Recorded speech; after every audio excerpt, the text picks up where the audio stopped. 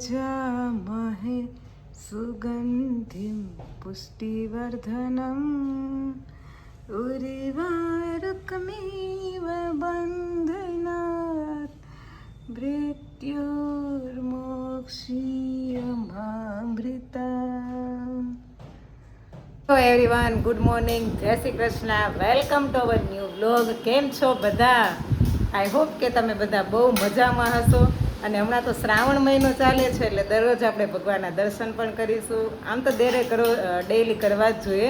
અને હમણાં તો બધા વ્રત પણ રહેતા હશે, ઉપવાસ પણ બધા એટલા કરતા હશે. એટલે બધા ઉપવાસની વસ્તુઓ ખાઈ પીને મોજ કરો ને. ત્યારનો આજે નીચે આવી ગયો છે ને રમ્યા કરે છે સાથે સાથે. અને બ્રિજેશભાઈ પણ ઉઠીને પૂછે છે કે ખાવામાં શું બનાવ્યું છે. એકચ્યુઅલી આજે આપણે છે ને ટિફિન નહોતો એટલે મેં બનાવી છે આજે મસ્ત મજાની ભાખરી. એટલે ભાખરી મેં ને પપ્પાએ તો સવારે વહેલા નાસ્તો કરી લીધો હોય. હવે આપણે જિજ્ઞેશ, હાર્વિન અને બ્રિજેશનું બધાનું આપણે બ્રેકફાસ્ટ કરી દઈશું. અને મેઘરાજાની ધમાકેદાર એન્ટ્રી સવારના ઉઠ્યા ને ત્યારથી શરૂ છે. જુઓ તમે, 2-3 દિવસ હમણાં અઠવાડિયું જેવું શાંતિ હતી, બટ હવે ફરીથી વરસાદે પધરામણી કરી લીધી છે. એટલે બસ આવું બધું સુરતનું અને ખાસ અમારા કતારગામનું વાતાવરણ છે. અને તમારે ત્યાં વરસાદ કેવો છે એની ખાસ કોમેન્ટ કરજો. અને કોમેન્ટમાં હર હર મહાદેવ લખવાનું ભૂલતા નહીં જો તમે શંકર ભગવાનના ભક્ત હો ને તો. ઓકે હારું, ચાલો ખાઈ લેવું છે ને આપણે. શું ખાવું છે? છાસ. છાસ થોડી અત્યારે હોય દીકરા. અને જો કાલે મેં જે શોપિંગ કરી હતી ને એ ડ્રેસનો હું તમને કલર બતાવી દઉં. જો એક આ છે અને જો આજે બીજ છે ને તો પપ્પા વહેલી સવારે રામવાટી ગયા હશે તો પ્રસાદ લઈને આવ્યા છે. જય રામા ધણી. અને પપ્પા દર બીજ પૂનમે છે ને સવારે વહેલા ઉઠીને પેલા રામવાટી જઈને ભગવાનના રામદેવપીર દાદાના દર્શન કરી આવે અને પછી જ એના દિવસની શરૂઆત કરે. જો અરવિંદભાઈના હાથમાં છે ને ગોળનો ડબ્બો આવી ગયો છે એટલે મોટો ગામડો લઈને બેસી ગયો છે. લાકટકો કરતો લાવવા દીકરો. જો મોઢું જો ભાખરી ને માખણ ને એવું ખાધું છે ભાઈ અને હવે ગોળ લઈને બેસી ગયા છે. લાય કટકો કરતો લાવ, એટલો મોટો ન ખવાય. લાવો લાવો. બહુ ભાવે તને ગોળ? બહુ ભાવે ને. આ બાજુ જો હવે જિજ્ઞેશની ભાખરી વણાઈ ગઈ છે. આવે એટલે આપણે ગરમા ગરમ બનાવી દઈએ. ચા તો રેડી થઈ ગયો છે ને બસ એવું બધું ચાલતું આવે છે. ને આજે આપણે શું જિજ્ઞેશને ઓર્ડર છે એટલે બપોરનું લંચ તો જો આપણે બનાવ્યું જ નથી. નહીં તો દરરોજ સવારે હું ટિફિનની સાથે જ બનાવી દઉં, બટ એમને ઓર્ડરમાં જવાનું છે એટલે બપોરે હવે પપ્પા આવશે પછી કંઈક શાક જેમને ખાવું હશે અમે બનાવી દઈશું. બાકી જો ચાલ્યા કરે છે.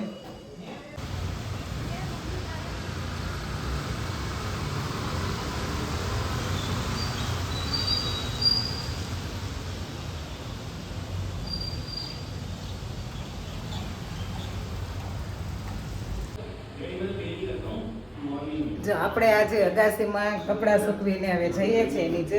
એકચ્યુઅલી જિજ્ઞેશ ઘરે હતા ને તો આપણે આપણી રૂમ પણ ક્લીન કરી દીધી છે. અને આ બાજુ જો જિજ્ઞેશ પણ રેડી થઈ ગયા છે. Jignesh, good morning.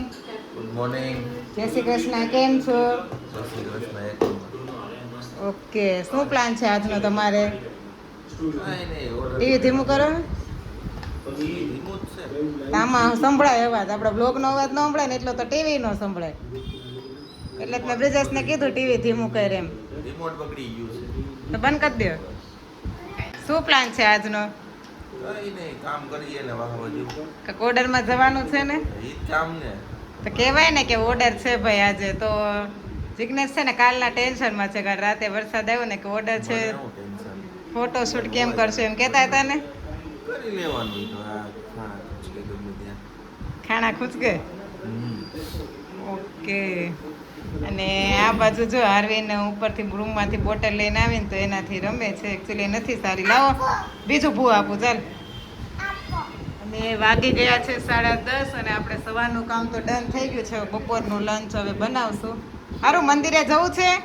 જો અરવિંદભાઈને નાના કરવાની બાકી છે. જોઈએ હવે ટાઈમ મળે તો મંદિરે જશું. જો અમારા કિચનના ટ્રોલીની હાલત જુઓ. આમ જો કાંઈ કહેવા જેવું છે હવે આમાં બધા વાસણ એને નીચે ફેંકી દીધા અને આ બાજુ હવે એના પપ્પા બેઠા છે ને એનું બધું બેગ ને એવું સરખું કરે છે કેમેરાની તો ત્યાં આવીને ડિસ્ટર્બ કરવા આવ્યો છે આ બધું કોણ ભરશે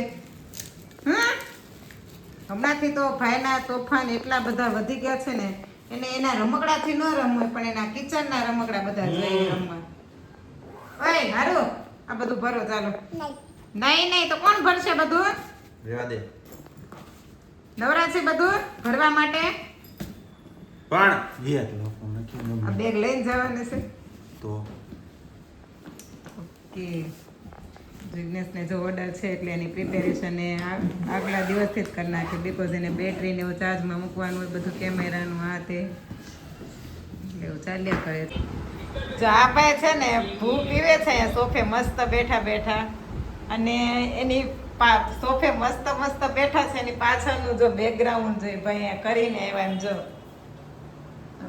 હું છે ને એકચ્યુઅલી બધા વાસણ પેલા કર્યા ને તો હું ટ્રોલીમાં ગોઠવતી હતી મને ન ગોઠવા દીધા અને બધા આમથી આમ કરીને હવે ભાઈ ત્યાં સોફે આવી ગયા છે હવે આ બધું કોણ કરશે કોઈ કરવા આવશે મારી સિવાય કોઈ વાંકું વળશે અને જિગ્નેશ છે ને આ બાજુ હશે છે કરતા જાવ લ્યો થોડુંક આમાં વાસણ મૂકતા જાવ ટ્રોલીમાં મારું કોણ કરશે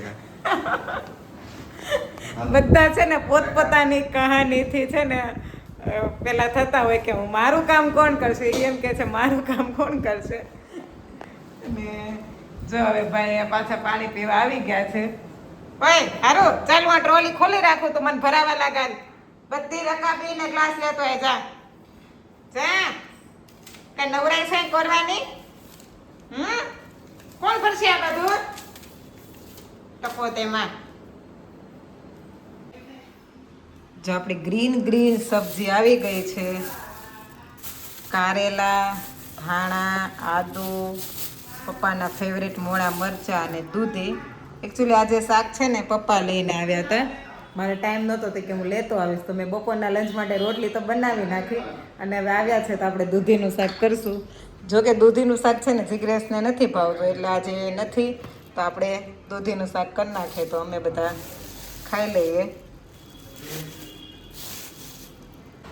આ બાજુ દાદા દીકરો બે પપ્પા એને રમાડે છે અગાસીમ ગયા હું એમ કહેતી હતી કે ઓલા વાલોડ નાથી પાંચથી ખવાય કેમ ગયા છે જનાવર ખાઈ જાય કઈ કોણ જનાવર ઉપર ક્યાં આવતો હોય છે અગાસી કિલખોડા છે ગમે ખાઈ જાય હા હું એ જ જોતી નથી આખા પાન નથી બધા ટુકડા ટુકડા થઈ ગયેલા છે ખાઈ ગયા જનાવર ખાઈ ગયા તો રેવા દે કે નહીં રેવા દે કઈ ડાક શું કાઢ કાલે નેટ બાંધવી પડશે કિલખોડા ખાઈ હું છે ને 2 દિવસથી ઉપર જાઉં ને અગાસીમાં તો પાન છે ને તૂટી ગયેલા છે આખા પાન નથી એકાદું આખું પાન બીજા ખવાઈ ગયેલા હોય ને એવા છે એટલે મેં કીધું ઉપર તો કોણ ચડતું હશે પણ આ ખિસકોલી ને એવી કોક આવતી હોય તો એ વાત અલગ છે ને આર્યન જો અહીંયા રમે છે દાદા સાથે નાહી ધોઈને રેડી થઈને ને આપણે જો દૂધીનું શાક હવે રેડી કરી દીધું છે બસ હવે થોડી વારમાં પપ્પાને લંચ કરવા બેસાડી દઈએ મારે પણ બાકી છે સવારે ભાખરી ખાઈને એટલે આપણે બહુ એટલી બધી ભૂખ હું છે ને પપ્પા પાસે થોડું શાકભાજી જ મંગાવું તો એ જો ધાણા કેટલા લઈને આવ્યા છે 250 ધાણા લઈને આવ્યા કે 10 રૂપિયાના ધાણા તો કે થોડાક જ આવતા હતા બટ ધાણા જેવી વસ્તુ છે ને ભલે 10 રૂપિયાની થોડીક કરતા હોય પણ હું ડેઈલી લઉં બિકોઝ એ અમારે અહીંયા શાકભાજીવાળા નીકળતા જ હોય તો તેની પાસે તમે ફ્રેશ ધાણા લઈ લે પછી ફ્રીજમાં મૂકીને એ પણ વાસી જ થવાના છે તે છતાં આપણે પપ્પાને મારે સ્પેશિયલ ફોન કરીને કહેવું પડે કે પપ્પા ઓછું લાવજો તો પણ ઘણા બધા ધાણા આવી ગયા છે આપણે એનું કટિંગ કરશું થોડા ધાણા ને થોડા ધાણાને વીણીને પછી એમને બધું હું મૂકી દઈશ સુધારવા નથી નહીં તો બધા એકસાથે સુધારીશ ને તો પાછા પેલા શું વરસાદમાં તો પેલા ભીના જેવા થઈ જશે એટલે બગડી જાય અને હારુભાઈ જો રમકડાથી રમે છે શું રમ છે હારું ઘર બનાવ્યું તે બતાવું તો ચાલ તો ક્યાં બનાવ્યું ઘર છે ને અહીંયા લાકડાનું પેલો બ્લોક છે ને એનાથી ઘર બનાવે પાર્કિંગ બનાવે અંદર એને ગાડી પાર્ક કરી દીધી છે અરે વાહ બનાવો કે રમો જો બપોરે અમે વાત કરતા હતા ને કે પાન જોઈને ખવાઈ જાય છે જો વાલણ તો મસ્ત આમ ઉગવા પાન નીકળવા માંડ્યા છે પણ જો એના પાન એક જ પાન આખું છે બાકી આ બધા પાન ખવાઈ ગયા છે હવે જોવું પડશે કે આ કઈ રીતે કોણ એને આવીને ખાઈ જાય છે બાકી અઠવાડિયામાં તો રિઝલ્ટ પણ અમને મળી ગયું છે મસ્ત એવું. હવે આના પ્રોટેક્શન માટે આપણે શું કરી શકીએ એની કોઈ કોમેન્ટ કરજો. જો 4:45 થઈ ગયા છે ને આ બાજુ અરવિંદભાઈ છે ને હજુ આજે ઉઠ્યા નથી. એકચ્યુઅલી છે ને આજે બપોરે હું નીચે જ સૂઈ ગઈ હતી અહીંયા સેટી ઉપર એને લઈને. ઉપર જાઉં છું ને તે નીચે આવું કરે એટલે મેં તો ભલે એ નીચે સૂતો તો પણ એ 2-2:30 વાગે સૂતો છે. હમણાંથી એની સૂવાની આખી શેડ્યુલ છે ને આખું ચેન્જ થઈ ગયું છે. સવારે વહેલો ઉઠી જાય, બપોરે મોડો સૂવે, રાતે હવે સૂવામાં મોડું જ કરશે. એટલે સૂતો છે તો સૂવા દીધો છે, હલાવીશ ને તો પાછો ઉઠી જશે. ને આ બાજુ જો આપણે કપડાં લઈ આવ્યા છે ટેરેસ પર, તો સૂતો છે તે આપણે ફટાફટ આપણું કામ ફિનિશ કરી દઈએ. આ બાજુ અરવિંદ છે ને ઉઠીને ગાંઠિયાની મજા માણે છે અને હમણાં બ્રિજેશને ખવડાવતો હતો, એ પોતે ખાય છે. થોડીક ફાફડી ખાધી ને હવે ગાંઠિયા લઈ બેઠો છે. મામાને ખવડાવે છે ને તું? હે ખવડાવે જો મામાને.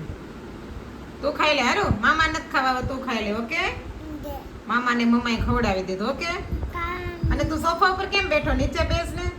એમાં થાય છે શું કે હું છે ને અહીંયા બ્રિજેશની બાજુમાં બેસાડતી ખવડાવતી હોઉં ને ડેલી, એટલે એ મારી બાજુમાં આવીને બેસી જાય. એટલે તે દિવસની એની ટેવ છે ને સોફા ઉપર ડીશ રાખે અને ભાઈ પછી એના ઉપર બેસીને ખાય, નહીંતર તો અહીંયા ઊભો ખાય. એટલે નીચે આપણે ગમે એટલું કહીએ ને તો એ બેસે ને, સ્પેશિયલ નાસ્તો કરવા અમે બેસીએ ને ત્યારે, નહીંતર તો પછી બ્રિજેશને બેસાડ્યો હોય ને તો બાજુમાં ઊભો ખાય.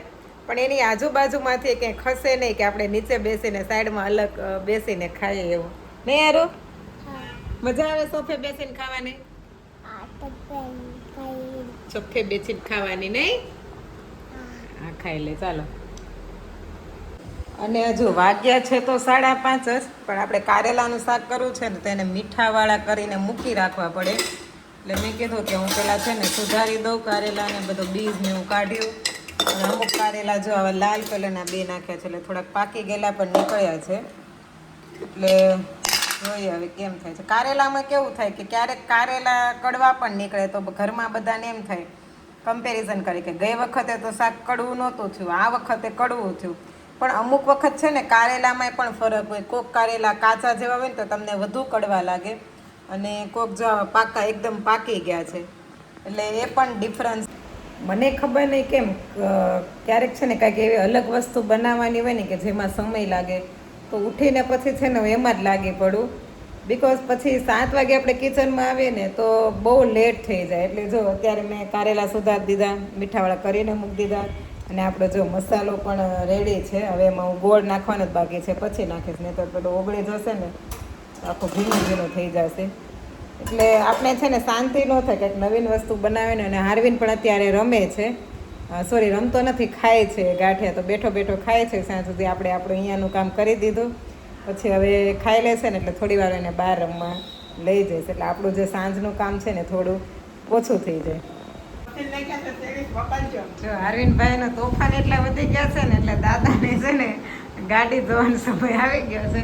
પપ્પા રિમોટ લઈને બેઠા હતા સમાચાર જોવા, અને આ ભાઈ છે ને ગાડી જોવી છે ને તો રિમોટ લઈને બેસી ગયા. દાદાને ટીવી જોવા દે યાર, તો રમકડા થી રહે આમ જો હારો બધા રમકડા ગોઠાઈ. તો હમણાં તો ગોઠવતો હતો ને બપોરે. એટલે ગોઠે તો જા દાદા ગોઠે જા પપ્પાને રિમોટ જોવા, એટલે દાદાને ટીવી જોવા દે. જા થાય ને ટંટણી બહુ બોલું છે. ટંટણી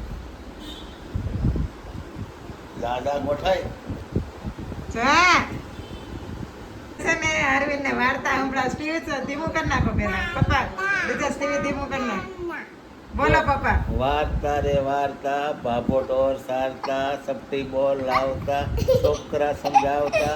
એક છોકરો રીસાણો, કોઠી આડો ભીસાણો, કોઠી પડી આડી, ભાઈને આવી પાડી, પાડી પડી કુંડીમાં, જય બાબાની કુંડીમાં. અને દાંત કેટલા આવે છે પપ્પા વાર્તા સંભળાવે છે. તું બોલતો વાર્તા કેમ કરવાની? બોલ બોલ દાદા કેમ સંભળાવે? પછી બાબુ વાર્તા બોલ.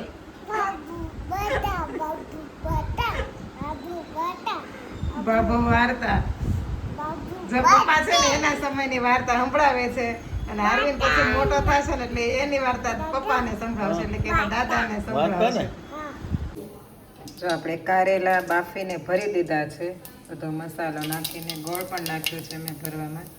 તો આપણે એને વઘારી લેશું. મેં છે ને ખાલી જીરાથી જ વઘાર કરેલો છે. પછી કારેલા મૂકી દેશું. બફાઈ ગયા હોય એટલે એને કાંઈ તોડવા પડે એમ ન હોય. થોડી વાર આપણે રહેવા દઈશું, થોડી ગ્રેવી થાય ત્યાં સુધી.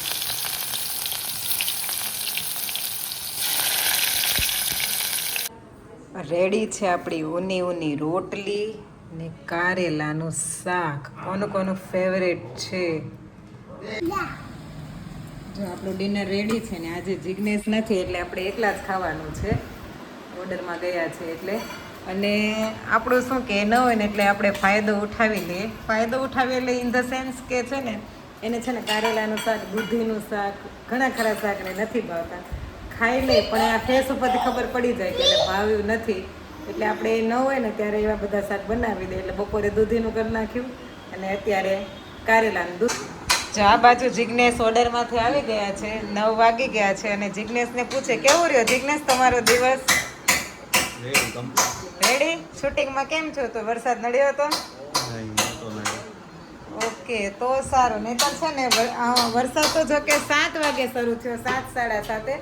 પહેલાં તો આકાશ આમ ખુલ્લા જેવું જ હતું અને થોડો ઘણો વરસાદ એ આવે ત્યારે નડ્યો હશે. બટ એને શું કે એના જે કપલ ફોટોમાં ને એમાં વરસાદ ન નડે એટલે બીજું સારું કહે. નહીં તો અત્યારે તો બધે જ ફાર્મમાં છે ને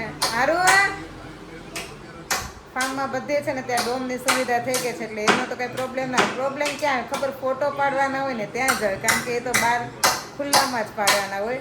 બટ એ કપલને લકી કે વાંધો ના આવે, નહીંતર એ લોકો પણ ટેન્શનમાં આવી ગયા હોય કે આટલા બધા મસ્ત રેડી થયા હોય ને એન્ગેજમેન્ટ હોય છે એમની, એને તો ફોટા પાડવાનો શોખ હોય જ. એટલે આ બાજુ જો અરવિંદભાઈ છે ને આપણને ડિસ્ટર્બ કરે છે પેલા હાથવાળું જે લઈને. ને અહીંયા આપણે ચાલે છે કેબીસી પર બેસું ને એ તો મારા માટે ગુનો હોય ને એવું મને લાગવા મળ્યું છે. કારણ કે આમ જો અરવિંદના નખરા જો ક્યારેક મારી પાસે પપ કરાવે અને અત્યારે તો જો મારા માથે ચડી ગયો છે. ઘરમાં કેટલા બધા માણસો હોય બટ એને મારી સિવાય કોઈ નથી દેખાતું. જો એના નખરા ઉતરી ગયો. જો અરવિંદ છે ને એની નાનપણની જે કેપ હતી ને ટોપી ઊનની, એ હમણાં બહાર છે ને તો રોજ એ પહેરીને છે ને મજા માણતો હોય એની, અને મજાક મસ્કરી એની ચાલુ હોય. કેવો લાગે હારું? હે હવે છે ને પેલા છે ને મોઢું નાનું, ટોપી મોટી હતી, મોઢું મોટું થઈ ગયું અને એની ટોપી નાની લાગવા લાગી છે. નહીં એને એક્સપ્રેશન જો. એન્ડ આ વિડીયોનો એન્ડ આપણે અહીંયા જ કરીએ છીએ. આઈ હોપ કે તમને અમારા બ્લોગ ગમતા હશે. Thank you for watching. And yes, અમારા બ્લોગને વિડીયોને લાઈક, કોમેન્ટ એન્ડ શેર કરવાનું ના ભૂલશો. આવતીકાલે ફરીથી મળીશું એક નવા બ્લોગ સાથે, એક નવા કન્ટેન્ટ સાથે. ત્યાં સુધી આવજો. બાય, જય Shri Krishna, good night, take care.